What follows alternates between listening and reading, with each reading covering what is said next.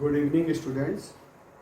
हम लोग बायोलॉजी में फर्स्ट चैप्टर पढ़ रहे हैं द लिविंग वर्ल्ड और आज हम उसका लेक्चर नंबर 12 पढ़ेंगे। कल हमने पढ़ा था कि किस तरीके से टैक्सोनॉमिक कैटेगरीज में हम डिफरेंट ऑर्गेनिज्म को क्लासीफाई करते हैं।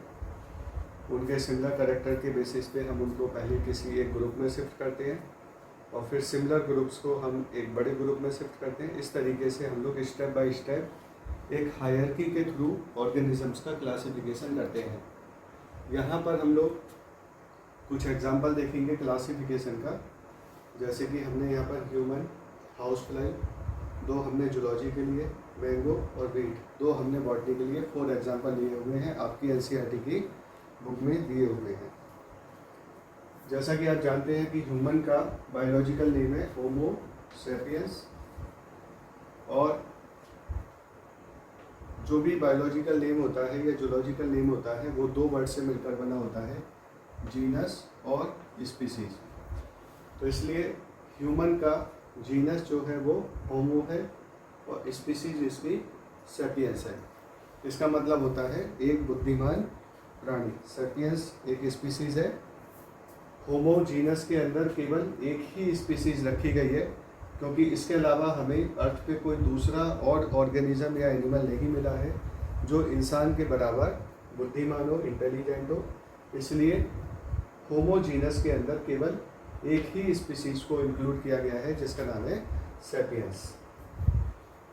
जिस फैमिली के अंदर ह्यूमन रखा गया है उस फैमिली का नाम है होमोनिडी, और इनको प्राइमेटा ग्रुप में रखा गया है। प्राइमेटा जो ऑर्डर है उसके अंदर ह्यूमन के साथ साथ मंकीज, एप्स जिसमें कि आपका चिंपैंजी, ओरेंगुटेन, गोरिल्ला, ये सब आते हैं। फिर प्राइमेटा को रखा गया है क्लास मेमेलिया में। मेमेलिया के बारे में कल हमने पढ़ा था कि वो एनिमल्स होते हैं जो अपने बच्चों को दूध पिलाते हैं, मिल्क फीडिंग कराती हैं फीमेल्स इसमें, और इनकी स्किन पर हेयर्स होते हैं और एक्सटर्नल ईयर होते हैं।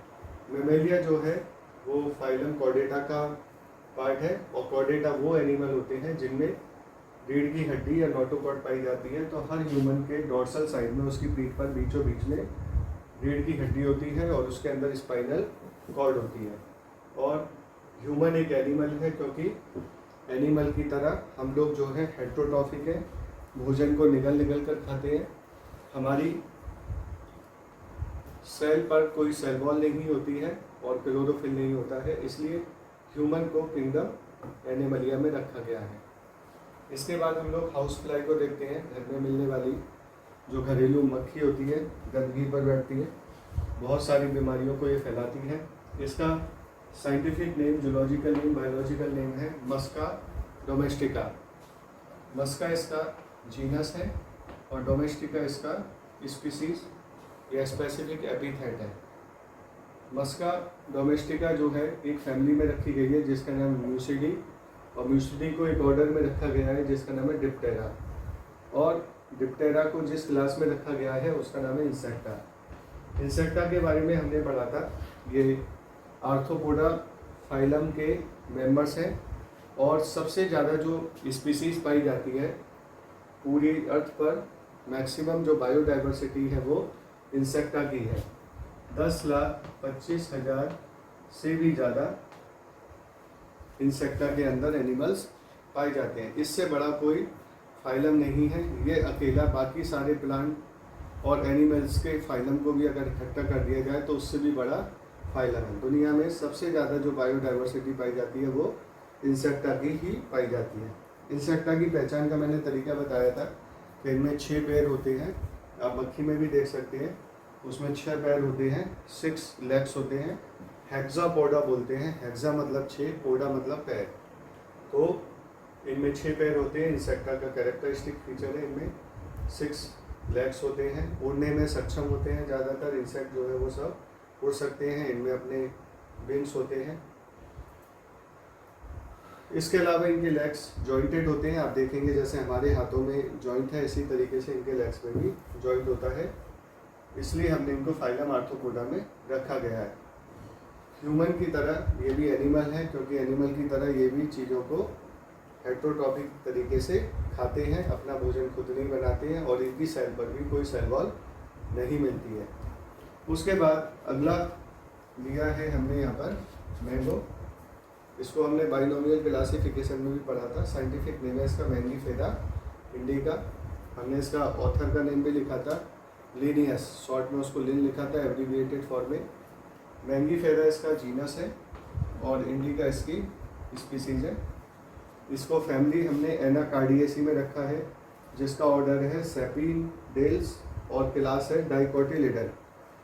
आम एक डाइकोट प्लांट है। डाइकोट प्लांट कैसे पता लगेगा? जब आप आम को खाने के बाद उसकी गुठली को तोड़ेंगे तो इसमें जो सीड होगा वो ऐसे करके दो हिस्सों में खुल जाएगा। तो इसमें दो कोटिलिडन होते हैं। मैंगो एक एंजियोस्पर्मिक प्लांट है। यहाँ पर प्लांट के लिए हम लोग डिवीज़न वर्ड यूज़ करते हैं। तो मैंगो का जो डिवीज़न है वो है एंजियोस्पर्म। और एंजियोस्पर्म की खूबी क्या होती है कि इसमें सीड जो है वो फ्रूट्स में बंद रहते हैं। कोई भी एंजियोस्पर्मिक प्लांट आप देख लीजिए, सभी में सीड जो है वो फ्रूट के अंदर कवर होते हैं। मैंगो है, एप्पल है, गेहूँ है, चावल है, मक्का है, सारे के सारे जो बीज होते हैं वो फलों के अंदर बंद होती हैं। और प्लांट है, मैंगो प्लांट है, सब जानते हैं बड़े इजीली, क्योंकि ये ऑटोट्रॉफिक है, ग्रीन है, फोटोसिंथेसिस करता है। इसके बाद हम लोग अगला एग्जाम्पल देखते हैं गेहूँ या वीट। इसका बॉटेनिकल नेम है ट्रिटिकम एस्टिवम। ट्रिटिकम इसका जीनस है, एस्टिवम इसकी स्पीसीज है। आप देख सकते हैं यहाँ पर ये फैमिली पोएसी में रखा गया है। पोएसी फैमिली का पुराना नाम है ग्रैमिनी। पहले इसको ग्रैमिनी के नाम से भी जाना जाता था। इसमें अनाज आते हैं, सीरियल्स, गेहूँ, ज्वार, मक्का, बाजरा, जौ, जई और ग्रासेस, गन्ना वगैरह भी सब इसी के अंदर आते हैं। बैम्बू। तो पोएसी जो है वो एक ग्रास फैमिली है और गेहूँ वगैरह भी ग्रास लाइक प्लांट होते हैं। एक एक साल की इनकी 6-6 महीने की एज होती है, एनुअल प्लांट होते हैं। इसके ऑर्डर को हम लोग कोइल्स कहते हैं और क्लास इसका मोनोकोटिलिडन है। जैसे कि आप आम में देखते हैं 2 कोटिलिडन होते हैं, ऐसे ही अगर आप गेहूं के दाने को देखेंगे तो वो 2 भागों में डिवाइड नहीं होगा, इसमें सिंगल कोटिलिडन होता है। और मैंगो की तरह वीट भी एंजियोस्पर्म में आता है, क्योंकि इसमें भी सीड जो है वो फ्रूट के अंदर कवर्ड होता है। तो जो आप गेहूं के दाने देखते हैं वो बेसिकली गेहूं के फल हैं, और उसमें जो फल और सीड वो आपस में फ्यूज़ हो जाते हैं। तो देखने में हमें गेहूं का दाना सीड की तरह लगता है। बेसिकली वो एक फ्रूट है और उसी फ्रूट के अंदर गेहूं का सीड पाया जाता है। और प्लांट है गेहूं भी, क्योंकि वो भी मैंगो की तरह ग्रीन होता है, क्लोरोफिल होता है और फोटोसिंथेसिस करता है। तो इस तरीके से यहाँ पर हमने कुछ इम्पोर्टेंट प्लांट्स का और एनिमल्स का क्लासिफिकेशन देखा है, और इसमें से क्वेश्चंस आते हैं नीट में भी और फाइनल एग्जाम में भी, तो बहुत इम्पोर्टेंट है। सिंपल ये पूछ लेते हैं, मैंगो की फैमिली का नाम पूछ लिया तो याद रखना पड़ेगा मैंगो जो है वो एनाकार्डिएसी फैमिली का है। हाउस फ्लाई की फैमिली का नाम पूछ लिया, इनके बॉटनिकल जूलॉजिकल नेम पूछ लिए। तो बहुत इंपॉर्टेंट लिस्ट है, आप इसको लर्न कर लीजिए। नीट में और बोर्ड 11th के फाइनल एग्जाम में इसमें से क्वेश्चन पूछे जाते हैं। इसके बाद हम लोग इसका अगला टॉपिक शुरू करेंगे इसी चैप्टर का, जो कि लास्ट टॉपिक है, और उसका नाम है टैक्सोनॉमिकल एड्स। टैक्सोनॉमिकल एड्स अगला टॉपिक है जिसको हम शुरू करते हैं। देखिए, टैक्सोनॉमी के जो साइंटिस्ट होते हैं वो कुछ ना कुछ डिस्कवर करते रहते हैं, नए प्लांट्स, नए एनिमल्स, नए बैक्टीरिया। क्योंकि हमने पढ़ा था कि केवल 17-18 लाख स्पीसीज ही अभी तक डिस्कवर्ड हुई है, बाकी जो है वो अनडिस्कवर्ड है। तो हर साल 15,000 के लगभग न्यू स्पीसीज जो है वो खोजी जाती हैं। तो उन 15,000 नई स्पीसीज को आइडेंटिफिकेशन करना होता है, कौन है, कैसी है, क्या है वो, उनका नोमेनक्लेचर करना होता है, उनका नाम रखना होता है। नाम रखने के लिए हमने बताया था कुछ इंटरनेशनल सोसाइटी है, जैसे इंटरनेशनल सोसाइटी है बॉटनिकल नेम्स के लिए, जूलॉजिकल नेम्स के लिए, ICDN, ICZN आपने पढ़ी थी, international committee for botanical nomenclature, international committee for zoological Roman cleanser, तो वहाँ वो नाम रखते हैं। फिर उनका क्लासिफिकेशन करना होता है, और क्लासिफिकेशन जो है वो एक बहुत ही कॉम्प्लेक्स या टफ प्रोसेस है। तो क्लासिफिकेशन को हेल्प करने के लिए ही ज़रूरत होती है टैक्सोनॉमिक एड्स की। तो यहाँ पर हमारा अगला टॉपिक है टैक्सोनॉमिक एड्स।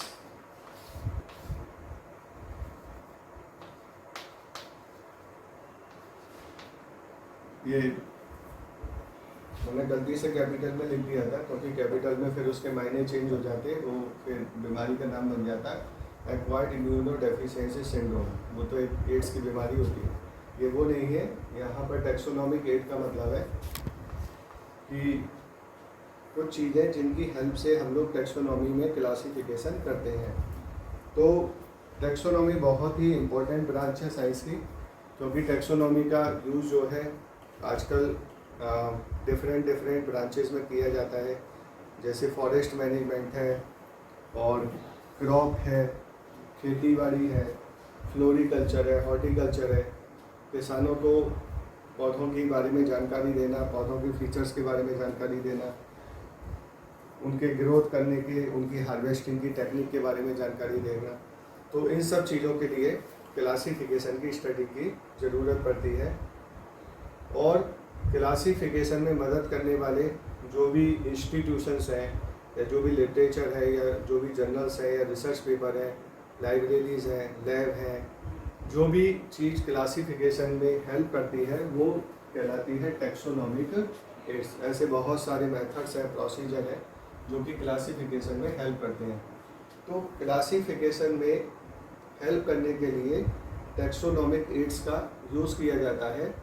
और क्योंकि बहुत बड़ी बायोडाइवर्सिटी है, और किसी भी लोकल जगह पर कोई भी अगर साइंटिस्ट या कोई भी एक जो भी टैक्सोनॉमिस्ट है अगर वो रहता है, जैसे कि सपोज मान लीजिए कि यूपी के अंदर कोई टैक्सोनॉमिस्ट है, तो यूपी के अंदर सारी बायोडाइवर्सिटी तो नहीं मिलेगी। पूरे इंडिया की बायोडाइवर्सिटी बहुत बड़ी है, पूरे वर्ल्ड की तो और भी बड़ी है। तो इतनी बड़ी बायोडाइवर्सिटी को वो बहुत अलग अलग जगह खोजने नहीं जा सकता। तो टैक्सोनॉमिस्ट की एक प्रॉब्लम होती है कि उसको जिस चीज़ पे वो रिसर्च कर रहा है उससे रिलेटेड जो एनिमल्स या प्लांट हैं तो उनको वो देखना चाहता है, उनसे अपने ऑर्गेनिज्म को कंपेयर करना चाहता है।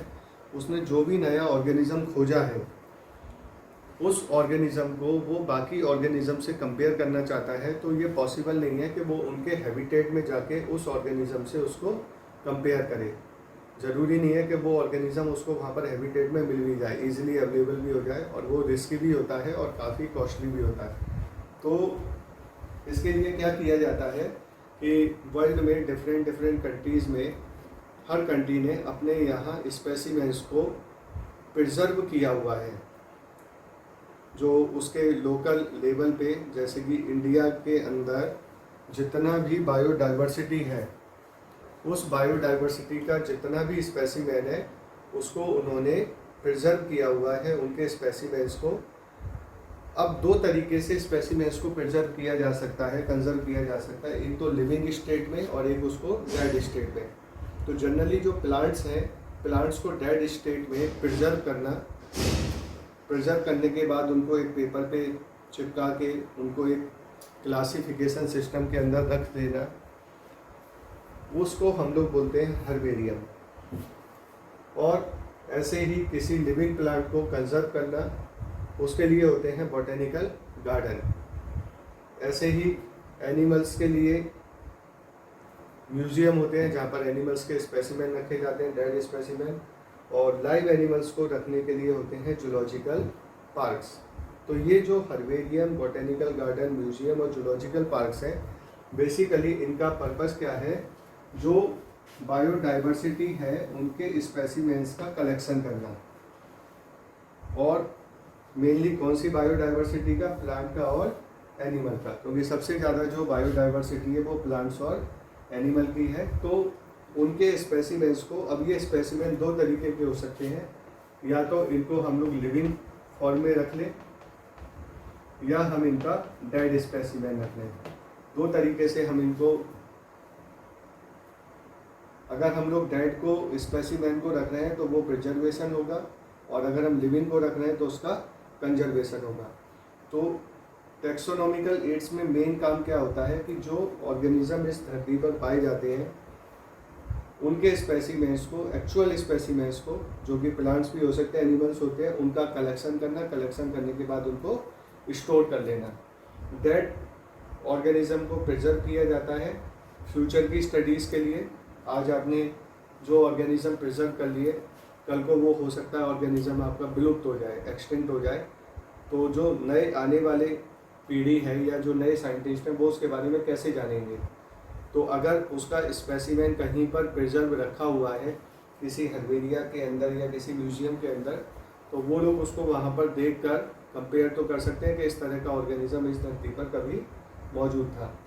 और कंजर्वेशन में हम उन ऑर्गेनिज्म को या उन एनिमल्स को रख सकते हैं जिनकी पॉपुलेशन जो है बहुत ही कम होती जा रही है और वो थ्रेटेंड स्पीसीज़ है। थ्रेटेंड स्पीसीज़ का मतलब धीरे धीरे वो गायब होने वाली है। तो उन स्पीसीज़ को सुरक्षित रखने के लिए लिविंग स्टेट में आर्टिफिशियल जूलॉजिकल पार्क बना दिए जाते हैं, बॉटेनिकल गार्डन बना दिए जाते हैं, वहाँ पर उन स्पीसीज़ को कंजर्व किया जाता है। तो यहाँ पर हम लोग टैक्सोनॉमिक एड्स पढ़ेंगे।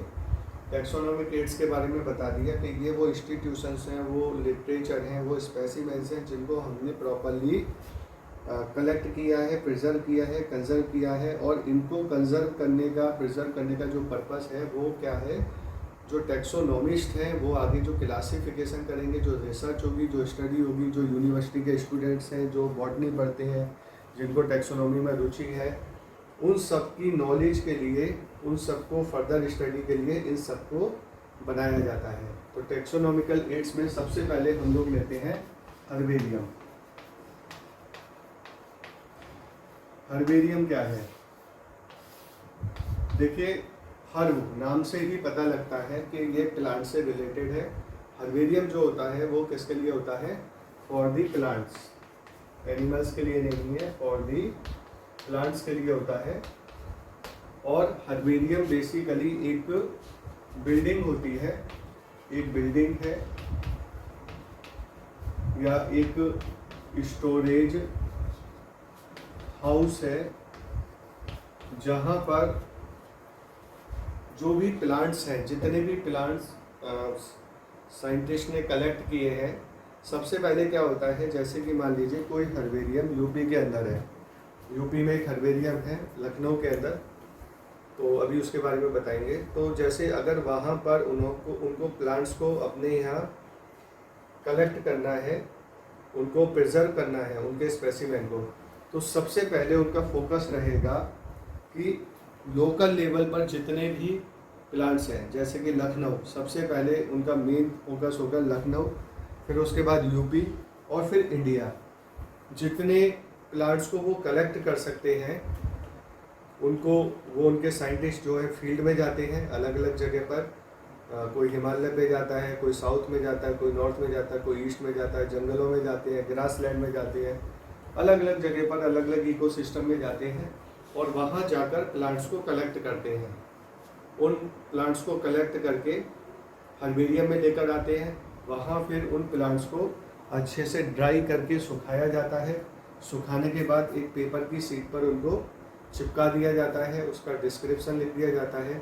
फिर उन सीड्स को हर्बेरियम की बिल्डिंग के अंदर जाकर स्टोर कर दिया जाता है अकॉर्डिंग टू अ क्लासिफिकेशन। किसी क्लासिफिकेशन के हिसाब से उनको अलमीरा के अंदर सेट कर दिया जाता है। तो हर्बेरियम कोई एक बिल्डिंग या स्टोरेज हाउस होता है। किस चीज़ का स्टोरेज हाउस होता है? Preserve specimen of plants.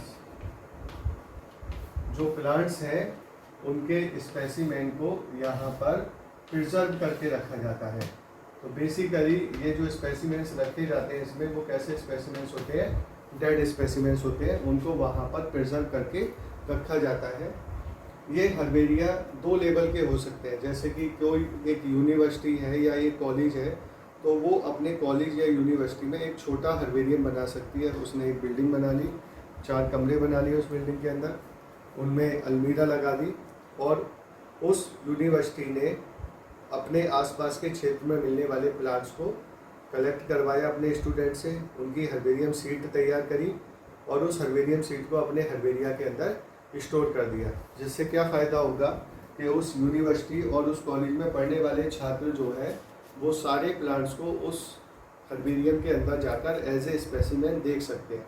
उसके लिए उन्हें अलग अलग फील्ड में जाने की ज़रूरत नहीं है, क्योंकि फील्ड में एक तो सारे प्लांट आपको एक साथ मिलेंगे नहीं, अलग अलग सीजन में मिलेंगे और फिर उसमें बहुत ज़्यादा समय और रिसोर्सेज जो है वो वेस्ट होते हैं। तो अगर किसी भी प्लांट के बारे में बच्चे को या स्टूडेंट को कोई क्यूरियोसिटी है, वो उसके बारे में जानना चाहता है, तो वो वहाँ उस हर्बेरियम में जाकर उसके बारे में स्टडी कर सकता है। दूसरे जो हर्बेरिया होते हैं वो मेजर हर्बेरिया होते हैं, बड़े हर्बेरिया होते हैं और वो गवर्नमेंट के थ्रू बनाए जाते हैं, बड़े हाई लेवल पे नेशनल लेवल के हर्बेरिया होते हैं और वो हर्बेरिया काफ़ी बड़े एरिया में फैले होते हैं। उनके अंदर पूरे स्टेट के और पूरे इंडिया के और इवन फॉरेन में मिलने वाले बहुत सारे प्लांट्स के स्पेसिमेन को हर्बेरियम सीट में प्रिजर्व किया जाता है। उनका पर्पस वहाँ पर रिसर्च करना होता है, उन स्पेसिमेंस पे क्लासिफिकेशन करना होता है, टैक्सोनॉमिस्ट की हेल्प करना होता है, बाहर से अलग अलग यूनिवर्सिटी से आने वाले स्टूडेंट्स को नॉलेज के पर्पस से वहाँ पर हर्बेरिया में एंट्री दी जाती है, जिससे कि वो डिफरेंट प्लांट्स को वहाँ पर देख सकें। तो दो तरह के हर्बेरिया होते हैं, एक यूनिवर्सिटी कॉलेज लेवल का लोकल हर्बेरिया होता है और जो बड़े हर्बेरिया होते हैं वो बेसिकली नेशनल लेवल के मेजर हर्बेरिया होते हैं, जिनमें नंबर ऑफ स्पेसिमेन जो है वो लाखों की संख्या में होते हैं। हर्बेरियम के अंदर जो प्रिजर्व प्लांट स्पेसिमेन होता है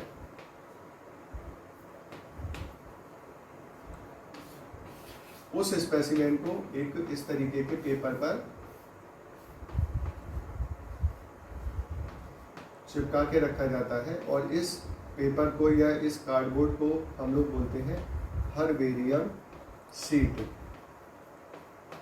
तो इसका मतलब किसी भी हर्बेरियम के अंदर हजारों लाखों हर्बेरियम सीड्स होती हैं और उन हर्बेरियम सीड्स पे अलग अलग टाइप के अलग अलग स्पीसीज़ के प्लांट के ड्राई स्पेसिमेन लगे रहते हैं और उनको अलमीरा में सेट कर दिया जाता है अकॉर्डिंग टू क्लासिफिकेशन। जैसे कि एक कोई अलमीरा बना ली सोलेनेसी की और उसमें सारे के सारे जो हर्बेरियम सीड रखे हुए हैं वो केवल सोलेनेसी फैमिली के ही प्लांट्स हैं। उनको ऑर्डर के हिसाब से या क्लास के हिसाब से या फैमिली के हिसाब से उनको क्लासीफाई कर दिया जाता है, जिससे कि उनको ढूंढने में कोई दिक्कत ना हो। ये बिल्कुल वैसे ही होता है जैसे लाइब्रेरी में किताबों को रखा जाता है। अब इसमें जो सबसे इम्पोर्टेंट है कि हर्बेरियम सीड को कैसे तैयार किया जाता है, तो उसको हम लोग समझते हैं टेक्निक, हर्बेरियम सीड को तैयार करने की टेक्निक।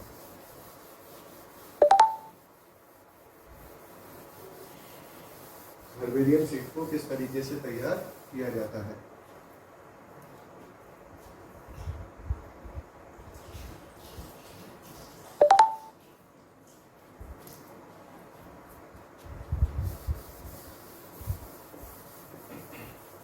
हर्बेरियम सीड को तैयार करने के लिए एक टेक्निक है। सभी टैक्सोनॉमिस्ट उस टेक्निक का प्रॉपर पालन करते हैं, फॉलोअप करते हैं, जिससे कि स्पेसिमेन जो है वो ख़राब ना हो जाए और अपनी नेचुरल स्टेट में ही उसको प्रिजर्व कर लिया जाए। तो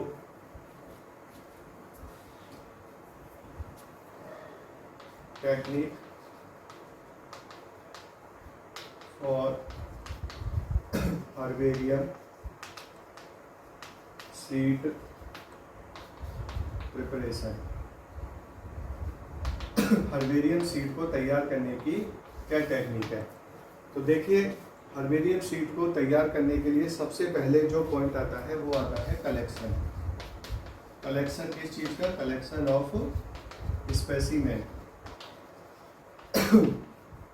plant, collection of plant specimen. Plant का कलेक्शन करना है तो इसको करने के लिए क्या होता है कि जैसे जो भी टैक्सोनॉमिस्ट है या जो भी स्टूडेंट है या जो भी साइंटिस्ट है जो हर्बेरियम सीड प्रिपेयर करना चाहता है, तो उसके पास में कुछ टूल्स होते हैं जिनको हम लोग बोलते हैं कलेक्शन टूल्स।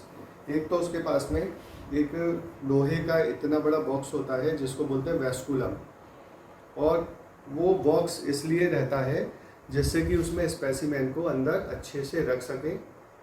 वो बंद हो जाता है, एयर टाइट होता है, जिससे कि स्पेसिमेन का मॉइस्चर खराब ना हो।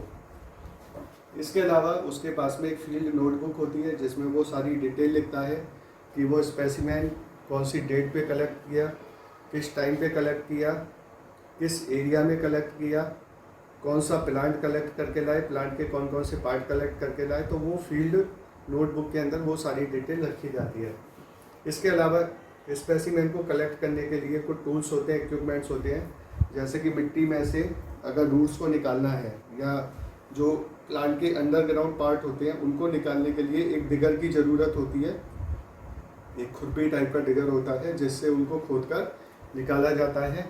नाइफ़ की ज़रूरत होती है, कैंची की ज़रूरत होती है, एक लॉन्ग हैंडेड सिकल की ज़रूरत होती है जो फसल काटने के लिए हंसिया यूज़ करते हैं।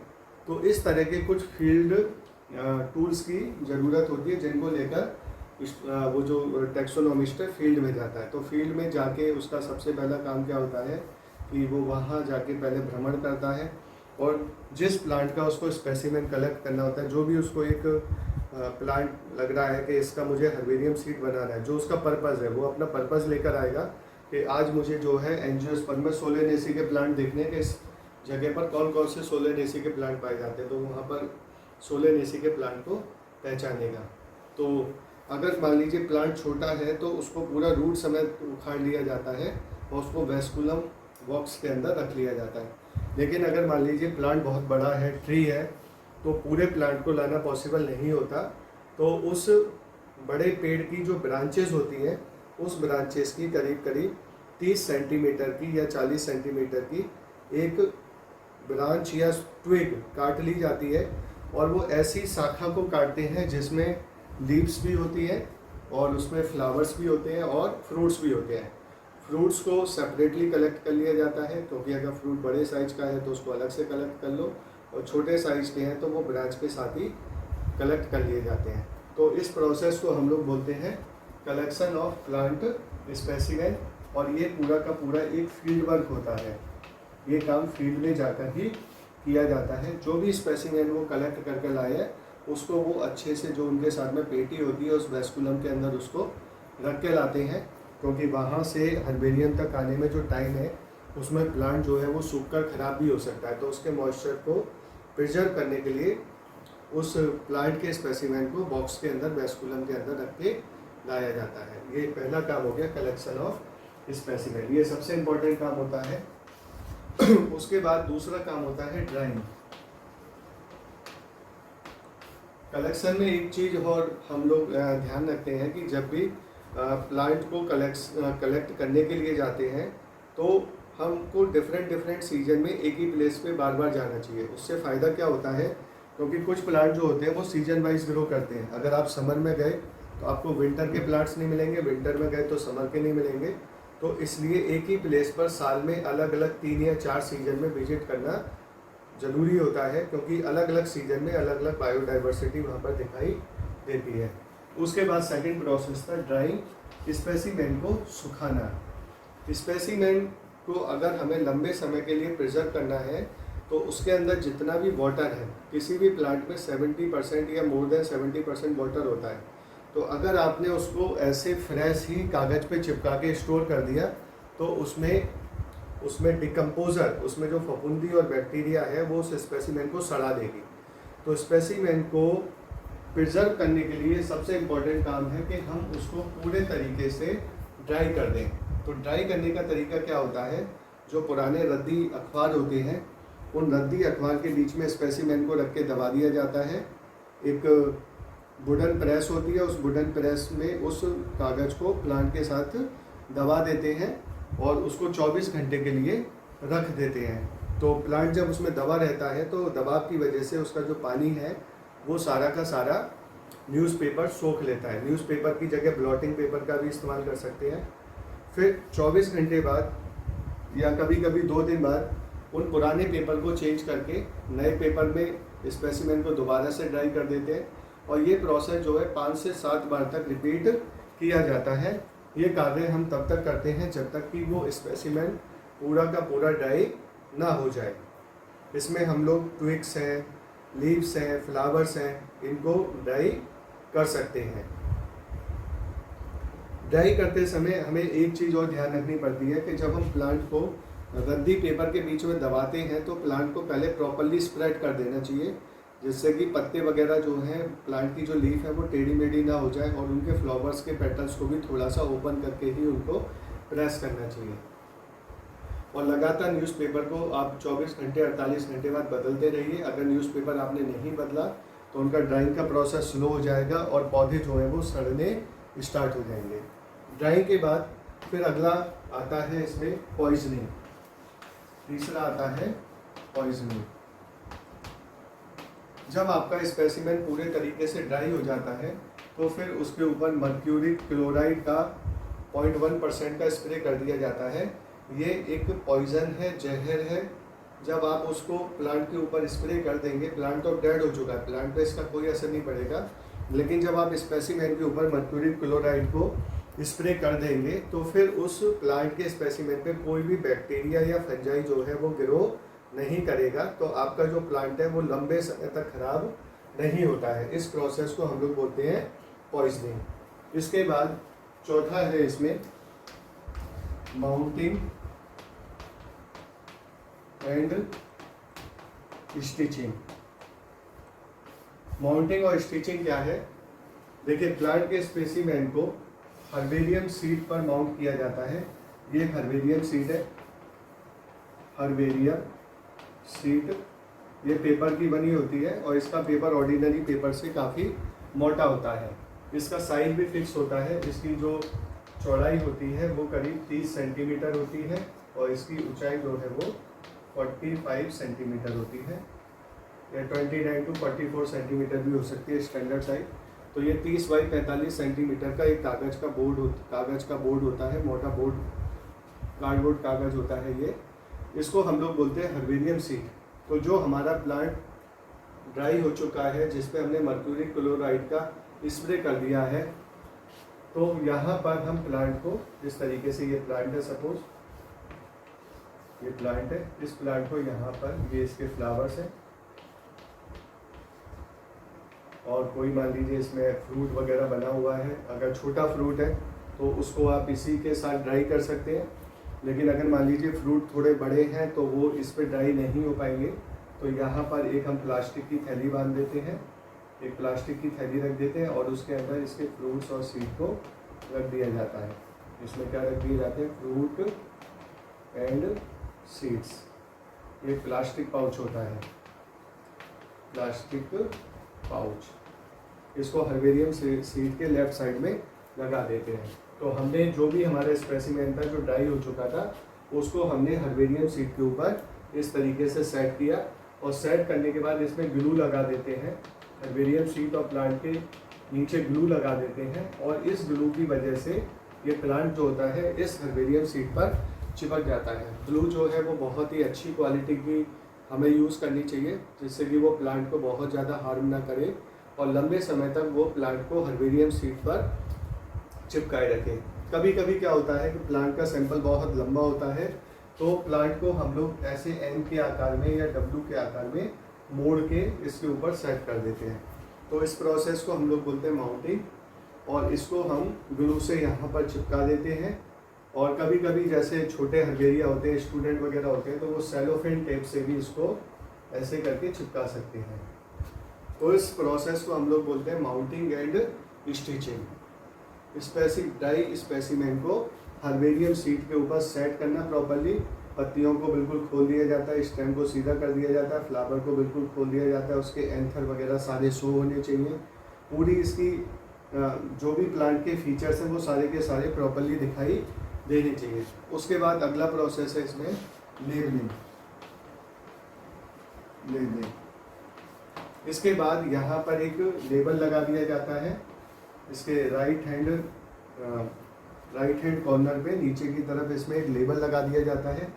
लेबल पर हम लोग इसमें प्लांट की इंफॉर्मेशन लिखते हैं, कलेक्शन प्लेस, कहाँ से हमने इसको कलेक्ट किया है, कलेक्शन डेट, कहाँ से हमने इसको कलेक्ट किया है और कौन सी डेट पर कलेक्ट किया है, वो जगह का नाम और उसकी तारीख। प्लांट का साइंटिफिक नेम लिखते हैं, इस पर जो भी प्लांट है उसका साइंटिफिक नेम लिखते हैं। प्लांट का इसमें फैमिली और ऑर्डर का नाम लिखा जाता है, प्लांट कौन सी फैमिली का है, कौन से ऑर्डर का है, कलेक्टर नेम, किस आदमी ने इसको कलेक्ट किया है, जिस साइंटिस्ट ने या स्टूडेंट ने इसको कलेक्ट किया है वो भी इसमें अपना नाम लिख देता है। और अगर ज़रूरी होता है तो प्लांट का एक ब्रीफ डिस्क्रिप्शन भी दिया जाता है। प्लांट का एक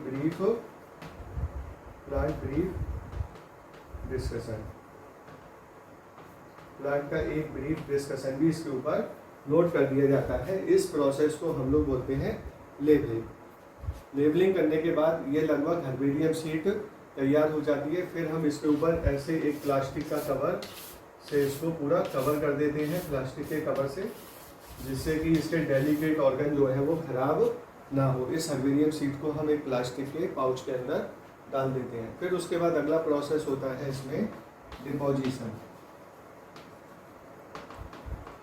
अब आपकी हर्बेरियम शीट तैयार हो गई है और इस तरह की एक हर्बेरियम शीट नहीं तैयार होगी, लाखों हर्बेरियम शीट तैयार हुई होगी। अब इन हर्बेरियम शीट के अंदर अगर इन्हें लगाना है तो रैंडमली नहीं लगा सकते, क्योंकि अगर हमने इनको रैंडमली लगा दिया तो बाद में इनको ढूंढने में बहुत दिक्कत होगी।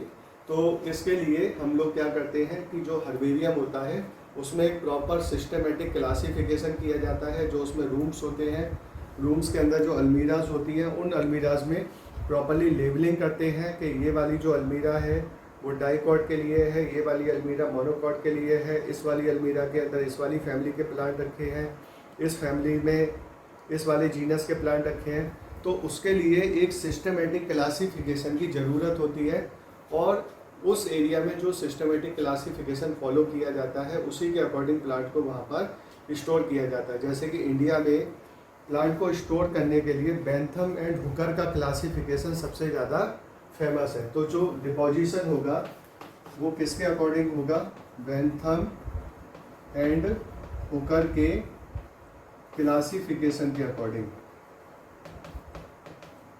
तो हर्बेरियम के जो संचालक होंगे वो क्या करेंगे, पूरे हर्बेरिया को बेंथम एंड हुकर के क्लासिफिकेशन के अकॉर्डिंग अलमीरा को वो डिवाइड कर देंगे। अब जो प्लांट जिस फैमिली का है या जिस ऑर्डर का है उसको उसी फैमिली उसी ऑर्डर की अलमीरा के अंदर उसी रैक में रखा जाएगा, जिससे कि जब भी हमें इसकी ज़रूरत पड़ेगी तो इसको निकालने में हमें ज़्यादा समय खराब ना हो। एक चीज़ और है कि कभी कभी जो हम स्पेसिमेन लाते हैं उस स्पेसिमेन के फ्रूट या सीड कभी कभी बहुत बड़े साइज के होते हैं, तो उन बड़े साइज के फ्रूट और सीड को ड्राई नहीं कर सकते हैं तो उनको हर्बेरियम सीड पे भी नहीं लगाएंगे। तो उसके लिए इनको फॉर्मेलिन के अंदर रखा जाता है, फॉर्मेलिन सॉल्यूशन के अंदर रखा जाता है। इस तरह के जार्स होते हैं, कांच के बने हुए जार्स होते हैं। इन कांच के जार्स में यहाँ पर 10% फॉर्मेलिन का सॉल्यूशन भरा रहता है। फॉर्मेलिन के साथ इसमें एसिटिक एसिड होता है और इथाइल अल्कोहल होता है और वाटर होता है। इनको मिक्स करके एक सॉल्यूशन बनाया जाता है जिसको फॉर्मेलिन FAA सॉल्यूशन बोलते हैं। इसको FAA सॉल्यूशन, F का मतलब यहाँ पे फॉर्मेल्डिहाइड हो गया, A का मतलब एसिटाइल एसिड हो गया और A का मतलब यहाँ पर अल्कोहल हो गया। इसका सॉल्यूशन रखते हैं और इस सॉल्यूशन के अंदर उस फ्रूट को रख दिया जाता है, जिससे कि इस सॉल्यूशन में कोई भी बैक्टीरिया या फंजाई ग्रो नहीं करता है और इसमें ये फ्रूट जो है कई सौ वर्षों तक साफ और स्वच्छ बना रहता है, मतलब वो बिल्कुल भी ख़राब नहीं होता है। जैसा आप लेकर आए थे बिल्कुल वैसा ही रहता है। हाँ, ये बात अलग है, वो डेड हो जाता है। दूसरी चीज़, जब हम हर्बेरिया के अंदर सारे हर्बेरियम सीड को डिपॉजिट कर देते हैं तो ये हो सकता है कि जो इंसेक्ट्स हैं, चूहे हैं, कीड़े मकोड़े हैं, वो हमारी इन हर्बेरियम सीड को, दीमक वगैरह जो है वो नुकसान पहुंचा सकते हैं। तो उसके लिए ज़रूरी है कि हर्बेरियम के अंदर हमें लगभग डेली ये रूटीनली चेक करना पड़ता है और हमें एंटी वर्मीसाइड और जो आपके वो होते हैं एंटी रेपेलेंट होते हैं जो कीड़े और मच्छरों वगैरह को दूर भगाते हैं, नेप्था बॉल्स हो गई और टर्माइट्स को मारने वाली दवाइयाँ हो गई, फ्यूमिगेशन हो गया। तो हमें पूरे हर्बेरिया के अंदर लगातार ऐसे केमिकल्स का लगातार स्प्रे करना पड़ता है जो कि इनको नुकसान पहुंचाने वाले कीड़े मकोड़े, चूहे, कॉकरोच वगैरह को मार सकें, जिससे कि ये हर्बेरियम सीड जो है वो लंबे समय तक के लिए सुरक्षित रह सकें। तो इस तरीके से देखा जाए तो हर्बेरियम एक ऐसा प्लेस होता है, एक ऐसी बिल्डिंग होती है जहाँ पर उस एरिया के और बाकी जितना पॉसिबल है, जितने भी मैक्सिमम प्लांट के स्पेसिमेन कलेक्ट किए जा सकते हैं, उनको ड्राई करके, प्रिजर्व करके, हर्बेरियम सीड पे चिपका के उनको वहाँ पर स्टोर किया जाता है, जिससे कि कोई भी अगर वहाँ पर साइंटिस्ट है या स्टूडेंट है जो टैक्सोनॉमी में इंटरेस्ट रखता है और जो इन स्पेसिमेन को देखना चाहता है, जो भी उसने अपना प्लांट खोजा है उस प्लांट को अगर इन स्पेसिमेन से मैच करना चाहता है कि मेरे प्लांट की इन प्लांट से क्या सिमिलरिटी है, क्या डिसिमिलरिटी है, जिससे कि उसको क्लासिफिकेशन में हेल्प मिलती है, तो वो सब लोग यहाँ पर आके हर्बेरियम का यूज़ करते हैं।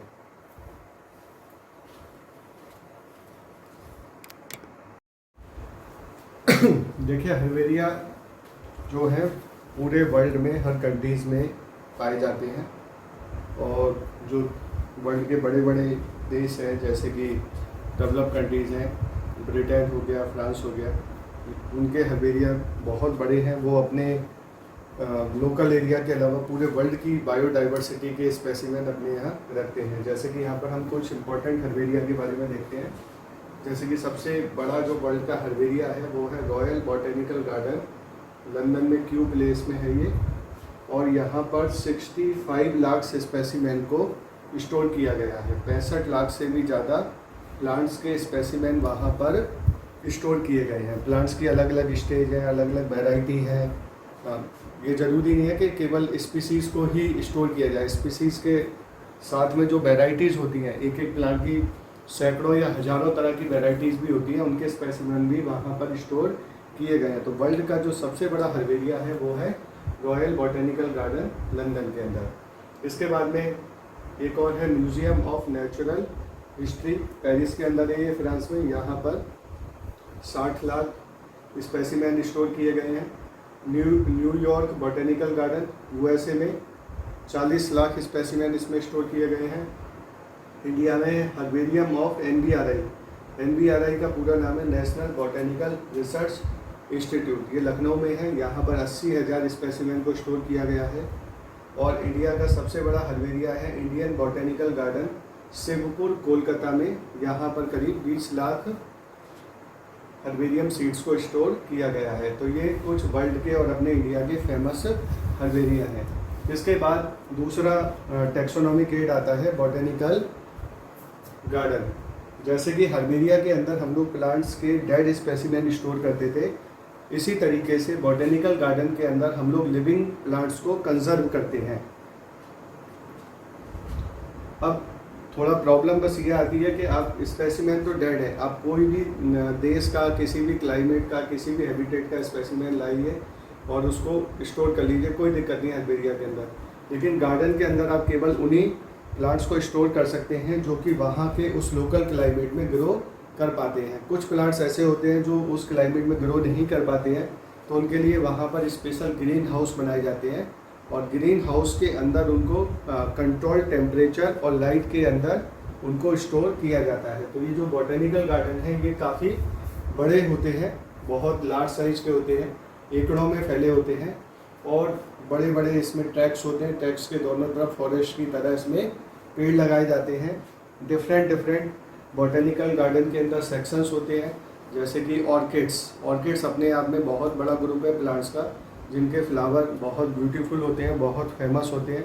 तो एक पूरा का पूरा उन्होंने ऑर्किड के लिए सेक्शन बनाया हुआ है, पाम सेक्शन, जिसमें कि केवल पाम्स की वैरायटीज़ होती हैं। तो इस तरीके से हॉर्टिकल्चर वाले प्लांट के लिए अलग हो गया और आपके फ्लोरिकल्चर वाले प्लांट्स के लिए एक अलग सेक्शन बना दिया। तो ये काफ़ी 100, 200, 500, 1000 एकड़ में फैले हुए होते हैं। बॉटेनिकल गार्डन बहुत ही लार्ज एरिया में बनाए जाते हैं, बिल्कुल नेचुरल हैबिटेट की तरह वहाँ पर सारी चीज़ें रखी जाती हैं। तो बड़े बड़े उसमें ट्रैक्ट ऑफ फॉरेस्ट होते हैं, ग्रीन हाउसेस होते हैं, जिनके अंदर उन स्पीसीज़ को ग्रो किया जाता है जो जनरली वहाँ के क्लाइमेट में ग्रो नहीं कर पाते हैं। इसके अलावा वहाँ पर रिसर्च लैब होती है जो लगातार प्लांट्स पे रिसर्च करती रहती है।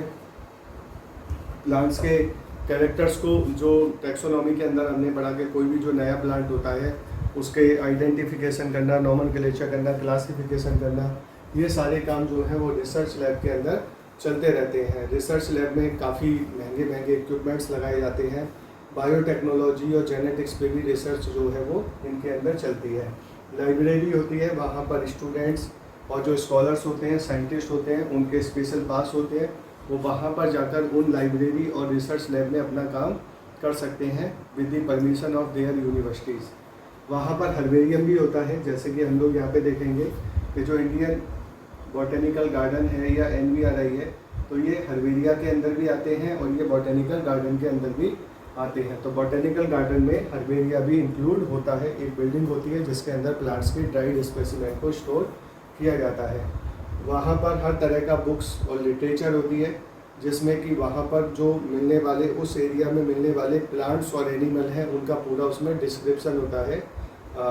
प्लांट्स के डिस्क्रिप्शन के लिए फ्लोरा होता है और एनिमल के डिस्क्रिप्शन के लिए फौना होता है। तो इस तरह की वहाँ पे सारी बुक्स वगैरह अवेलेबल होती है बॉटेनिकल गार्डन के अंदर, जिससे कि वहाँ पर आने वाले लोगों को सारी स्पीसीज़ और बायोडाइवर्सिटी की जानकारी मिल सके। कैटलॉग्स होते हैं उनके पास में, वो वहाँ पर साइंटिस्ट जो होते हैं वो अपने रिसर्च पेपर पब्लिश करते हैं, मैगजीन्स होती हैं। इसके अलावा जो एंडेंजर्ड प्लांट हैं, जिनकी आबादी बहुत कम रह गई है, बहुत ही लिमिटेड एरिया में पाए जाते हैं और ऐसा उम्मीद है कि फ्यूचर में जाकर वो विलुप्त भी हो सकते हैं, इस दुनिया से गायब हो सकते हैं। तो ऐसी एंडेंजर्ड स्पीसीज़ को वहाँ पर बड़ी प्रिकॉशन के साथ कंट्रोल्ड क्लाइमेटिक कंडीशंस में वहाँ पर उगाया जाता है। ऐसे पौधे, ऐसी जातियाँ जो भविष्य में जाकर विलुप्त हो सकती हैं, उनको बॉटेनिकल गार्डन के अंदर कंजर्व किया जाता है। और प्लांट टिश्यू कल्चर लैब होती हैं जो कि एंडेंजर्ड प्लांट का टिश्यू कल्चर करके उनकी आबादी को बढ़ाने की कोशिश करती हैं। तो देखा जाए तो बॉटेनिकल गार्डन अपने आप में एक बहुत बड़ा इंस्टीट्यूशन होता है, जिसमें प्लांट के वेलफेयर के लिए, प्लांट्स को कंजर्व करने के लिए, प्रिजर्व करने के लिए जितनी भी पॉसिबल चीज़ें हो सकती हैं वो सारी बॉटेनिकल गार्डन में की जाती हैं। वर्ल्ड के कुछ फेमस बॉटेनिकल गार्डन जैसे मैंने यहाँ पे दिए हुए हैं।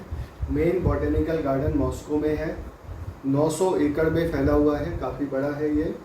ऐसे ही royal botanical garden Kew London में 300 एकड़ में फैला हुआ है, इसको हमने यहाँ पे भी देखा था हर्बेरिया के अंदर।